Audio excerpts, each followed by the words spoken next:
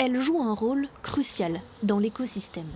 Pourtant, les abeilles accusent des pertes colossales. Cet apiculteur constate une mortalité grandissante au fil des ans.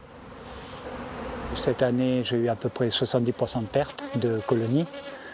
J'ai eu 50% de pertes de colonies l'an dernier. Je ne suis pas celui qui a perdu le plus de colonies. Il y a des apiculteurs qui ont perdu 100% de leurs colonies.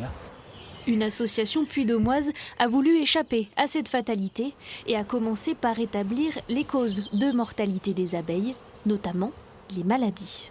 On pense, et ça c'est un point très important, que les pathogènes peuvent expliquer l'effondrement des colonies dans à peu près 70% des cas, les autres étant les phénomènes environnementaux, les pesticides, les phénomènes climatiques.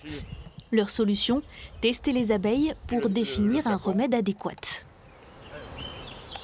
Ces abeilles vont être envoyées par voie postale au laboratoire d'analyse qui va le recevoir dans les 24 à 48 heures. Le laboratoire va élaborer un vaccin sous forme de sirop.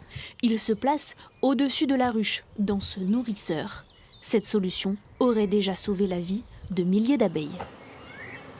Elles sont essentielles parce que c'est le seul moyen que l'on a pour faire féconder les plantes entre elles. Il faut que ce soit des insectes qui amènent les graines d'une plante à l'autre pour qu'on puisse avoir des fruits ou des céréales. Et puis sur le plan de la production, ça a un impact direct.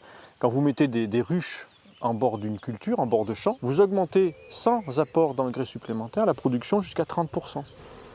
Sans les abeilles, nous pourrions dire adieu à de nombreux fruits et légumes bénéfiques pour l'homme, comme les fraises ou les pommes.